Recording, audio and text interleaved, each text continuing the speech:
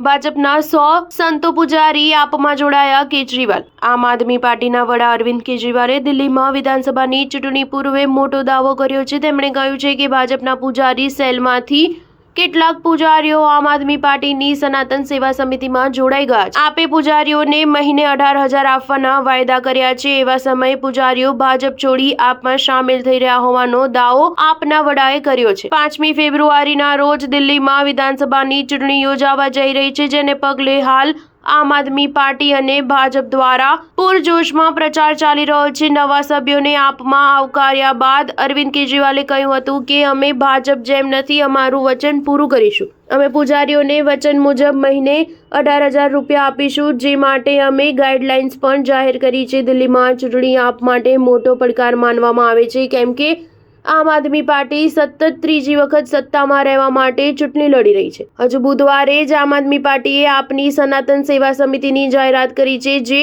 ભાજપ માટે મોટો પડકાર માનવામાં આવે છે। સમિતિની જાહેરાત દરમિયાન અરવિંદ કેજરીવાલની સાથે અનેક પૂજારીઓ પણ સ્ટેજ પર જોવા મળ્યા હતા। દાવા મુજબ આશરે 100 જેટલા પૂજારીઓ આ સમિતિમાં સામેલ થયા છે। આપના સ્ટેજ પર ભગવો ઝંડો અને હનુમાનજીની તસવીર પણ જોવા મળી હતી। આ દરમિયાન ભાજપના મંદિર પ્રકોષ્ઠના 100 સભ્યો આમ આદમી પાર્ટીમાં સામેલ થયા હતા। આમ આદમી પાર્ટીએ સમગ્ર ભગવા કાર્યક્રમનો વિડીયો પણ સોશિયલ મીડિયા પર જાહેર કર્યો હતો। આમ આદમી પાર્ટી આ પગલું ભરીને ભાજપના હિન્દુત્વના મતોને પોતાની તરફ ખેંચવાનો પ્રયાસ કરી રહી હોવાનું ચર્ચાઈ રહ્યું છે, જેથી આપનું આ પગલું ભાજપ માટે પડકારજનક પણ બની શકે છે। સ્ટાર ન્યૂઝ 7 હંમેશા સચ્ચાઈની સાથે।